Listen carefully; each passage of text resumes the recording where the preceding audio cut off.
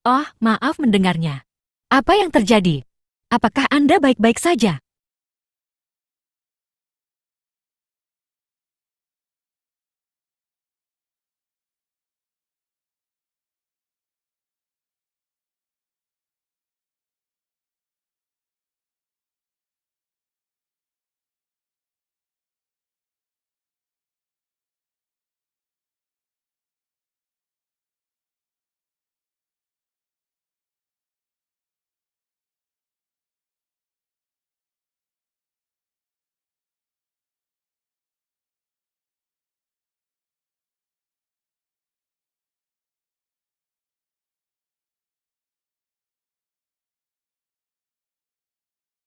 Baiklah, semoga semuanya berjalan lancar dengan kontrol Anda. Apakah ada yang ingin Anda tanyakan atau ceritakan tentang kunjungan Anda ke rumah sakit? Saya di sini siap mendengarkan.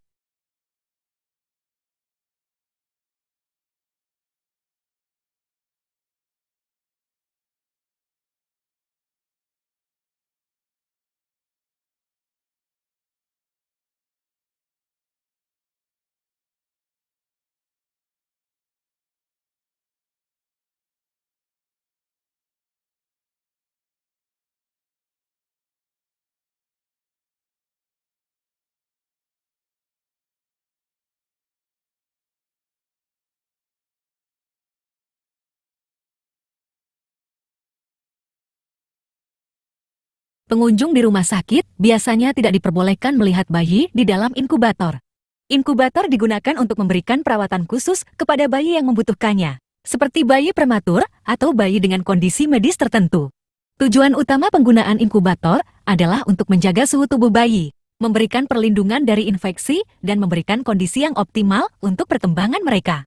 Namun, setiap rumah sakit memiliki kebijakan yang berbeda, jadi sebaiknya Anda menghubungi pihak rumah sakit tempat Anda berada untuk mengetahui kebijakan mereka terkait kunjungan pengunjung ke area inkubator. Mereka akan memberikan informasi yang lebih akurat dan sesuai dengan kebijakan mereka. Sumber: hlosehat.com, sentralalkes.com, sehatki.com, orame.co.id, gold.sitor.co.id.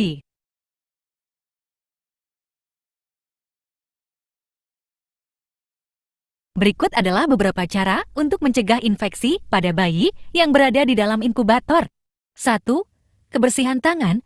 Pastikan semua orang yang akan memegang atau merawat bayi di dalam inkubator mencuci tangan dengan sabun dan air bersih sebelumnya. Ini adalah langkah penting untuk mencegah penyebaran kuman. 2. Penggunaan alat pelindung diri. Petugas medis yang merawat bayi di dalam inkubator harus menggunakan alat pelindung diri seperti sarung tangan, masker, dan jubah pelindung. Ini membantu mencegah penyebaran kuman dari petugas ke bayi. 3. Kebersihan inkubator. Inkubator harus secara teratur dibersihkan dan disterilkan. Permukaan inkubator harus dibersihkan dengan solusi disinfektan yang aman untuk bayi. Hal ini membantu mengurangi risiko infeksi. 4. Pengaturan suhu yang tepat.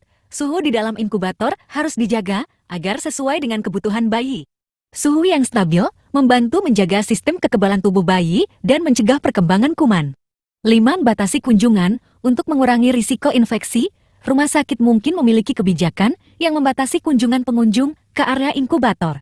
Ini dilakukan untuk melindungi bayi dari paparan kuman yang dapat dibawa oleh orang lain. 6. Kebersihan peralatan medis. Pastikan semua peralatan medis yang digunakan untuk merawat bayi di dalam inkubator steril dan bersih. Ini termasuk selang, jarum, dan alat lainnya yang digunakan dalam perawatan bayi. Selalu ingat bahwa setiap rumah sakit memiliki kebijakan dan prosedur yang berbeda, jadi penting untuk mengikuti petunjuk dari petugas medis yang merawat bayi di dalam inkubator. Sumber: doktersehat.com, orame.co.id, sehatki.com, halodose.com.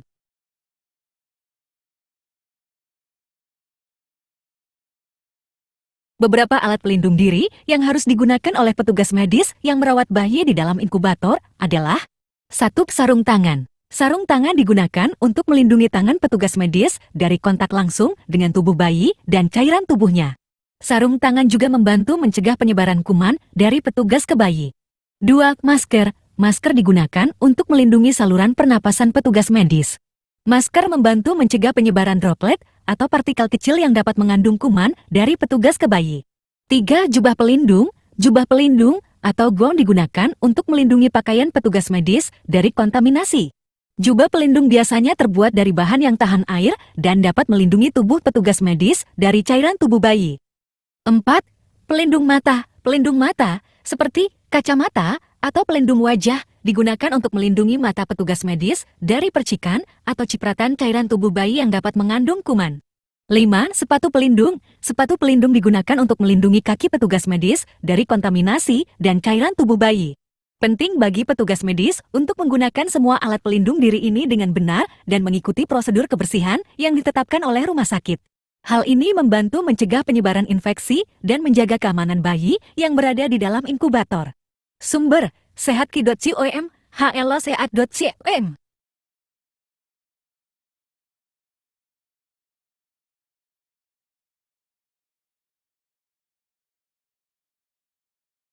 Berikut adalah langkah umum untuk membersihkan alat pelindung diri setelah digunakan merawat bayi di dalam inkubator. 1.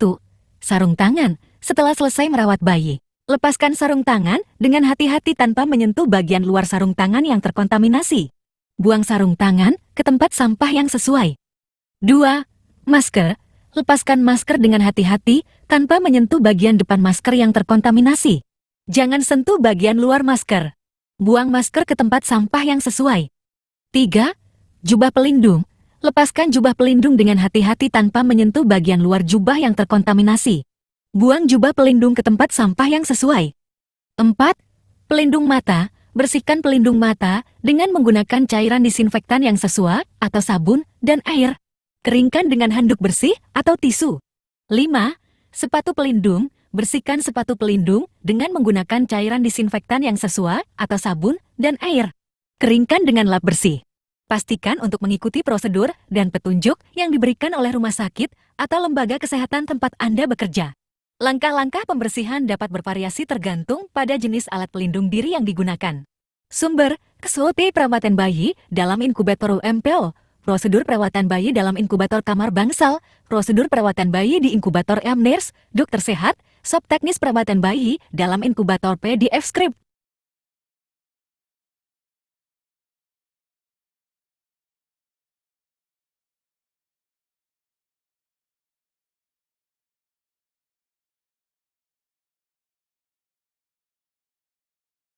Untuk membersihkan pelindung mata setelah digunakan merawat bayi di dalam inkubator, biasanya digunakan cairan disinfektan yang aman untuk mata.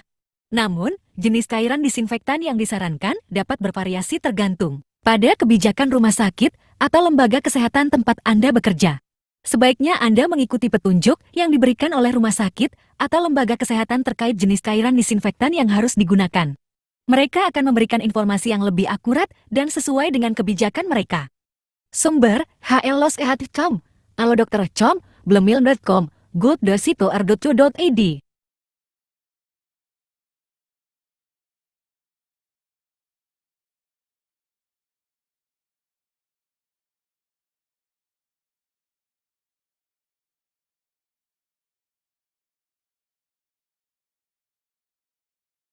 Lama bayi tinggal di dalam inkubator dapat bervariasi tergantung pada kondisi medis bayi dan perkembangannya.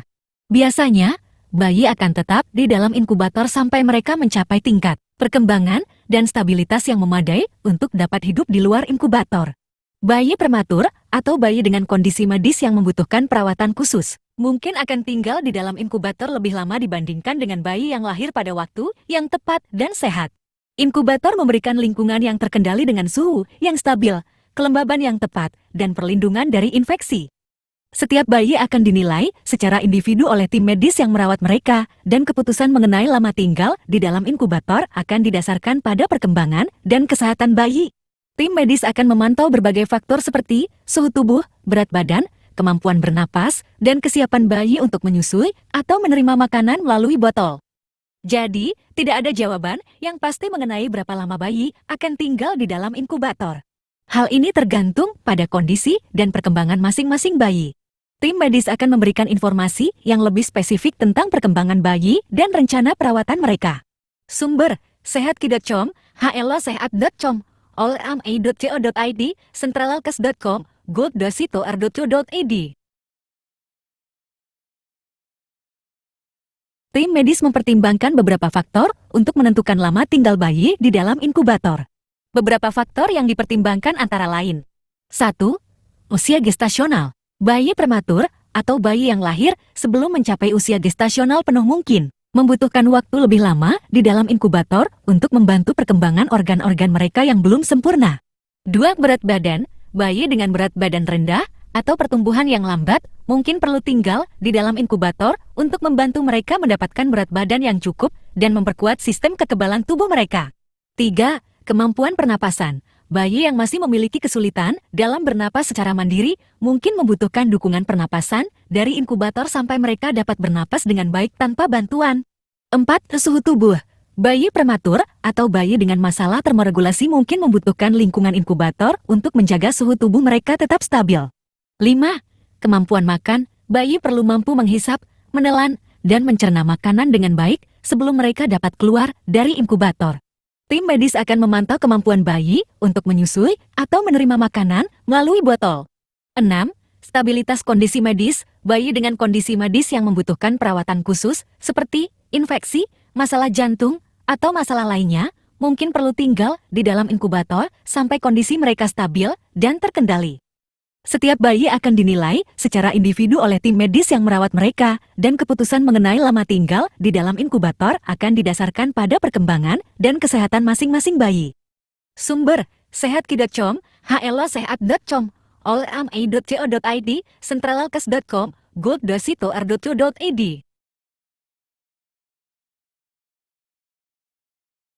Tim medis menggunakan beberapa indikator untuk menilai kemampuan pernapasan bayi di dalam inkubator. Beberapa indikator yang digunakan antara lain. 1. Frekuensi pernapasan. Tim medis akan memantau jumlah pernapasan bayi per menit. Bayi yang mampu bernapas dengan baik secara mandiri akan memiliki frekuensi pernapasan yang stabil dan sesuai dengan rentang normal untuk usia gestasional mereka. 2.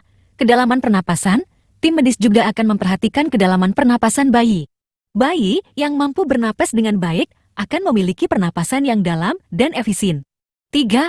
Kekuatan pernapasan. Tim medis akan memeriksa kekuatan pernapasan bayi dengan memperhatikan apakah bayi mengeluarkan suara napas yang kuat dan teratur. 4. Saturasi oksigen. Satu indikator penting adalah tingkat saturasi oksigen dalam darah bayi. Tim medis akan menggunakan alat seperti oksimetri nadi untuk memantau tingkat oksigen dalam darah bayi. Tingkat saturasi oksigen yang stabil dan sesuai dengan rentang normal menunjukkan kemampuan pernapasan yang baik. 5. Kehadiran distres pernapasan. Tim medis akan memperhatikan apakah bayi menunjukkan tanda-tanda distres pernapasan seperti penggunaan otot bantu pernapasan, retraksi dada, atau napas yang cepat dan dangkal. 6. Kemampuan untuk bernapas tanpa bantuan. Tim medis akan memantau kemampuan bayi untuk bernapas secara mandiri tanpa bantuan peralatan pernapasan seperti ventilator atau CPAP Continuous Positive Airway Pressure. Setiap bayi akan dinilai secara individu oleh tim medis yang merawat mereka, dan penilaian kemampuan pernapasan akan dilakukan secara terus-menerus untuk memastikan bayi siap untuk keluar dari inkubator. Sumber: sehatki.com, hlosehat.com, olma.co.id, centralalkes.com, gold.sitor.co.id.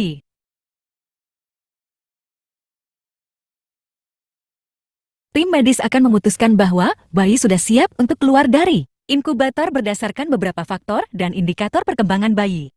Berikut adalah beberapa pertimbangan yang dapat digunakan oleh tim medis. 1. Kemampuan pernapasan mandiri. Bayi harus mampu bernapas secara mandiri tanpa bantuan peralatan pernapasan seperti ventilator atau CPAP Continuous Positive Airway Pressure.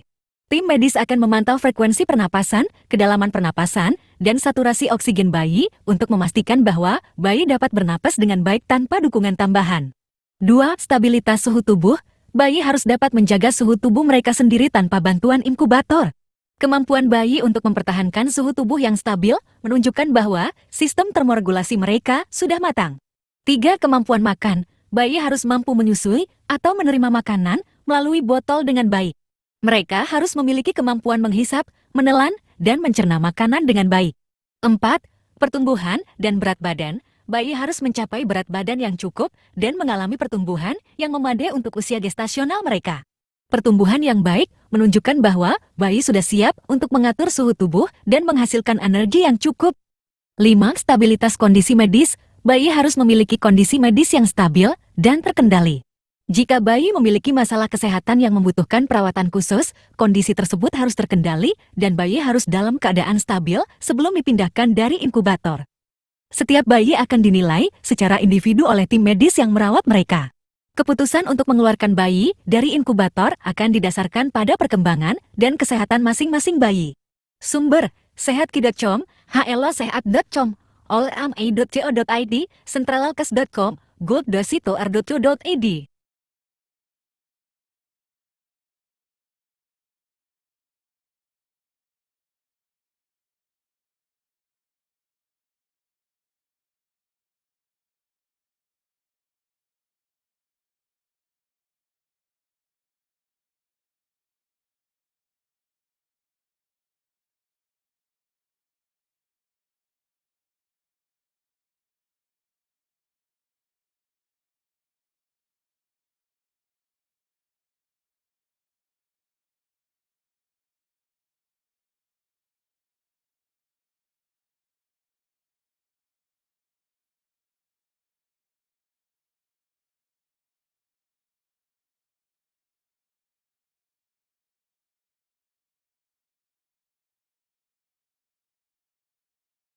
Indikator bahwa bayi sudah dapat menjaga suhu tubuhnya sendiri adalah sebagai berikut. 1. Stabilnya suhu tubuh. Bayi dapat menjaga suhu tubuhnya sendiri dengan baik jika suhu tubuhnya stabil dalam rentang normal tanpa bantuan inkubator. Bayi yang mampu menjaga suhu tubuhnya sendiri akan memiliki suhu tubuh yang konsisten dan tidak terlalu rendah atau terlalu tinggi. 2. Toleransi terhadap perubahan suhu lingkungan. Bayi yang dapat menjaga suhu tubuhnya sendiri akan memiliki kemampuan untuk menyesuaikan diri dengan perubahan suhu lingkungan. Mereka tidak akan terlalu terpengaruh oleh suhu ruangan yang berubah-ubah. 3. Tanda-tanda kenyamanan. Bayi yang dapat menjaga suhu tubuhnya sendiri akan menunjukkan tanda-tanda kenyamanan seperti kulit yang hangat, tidak berkeringat berlebihan, dan tidak menggigil. 4. Stabilnya berat badan. Bayi yang mampu menjaga suhu tubuhnya sendiri biasanya memiliki pertumbuhan berat badan yang baik. Mereka dapat menghasilkan dan mempertahankan energi yang cukup untuk menjaga suhu tubuh mereka sendiri. 5. Tidak membutuhkan bantuan tambahan. Bayi yang dapat menjaga suhu tubuhnya sendiri tidak memerlukan bantuan inkubator atau alat pemanas tambahan untuk menjaga suhu tubuh mereka. Mereka dapat tetap hangat tanpa ketergantungan pada sumber panas eksternal. Tim medis akan memantau indikator-indikator ini dan melakukan evaluasi untuk memastikan bahwa bayi telah mencapai kemampuan untuk menjaga suhu tubuhnya sendiri sebelum dipindahkan dari inkubator. Sumber: sehatki.com, hlosehat.com, olma.co.id, centralalkes.com, gold.sitor.co.id.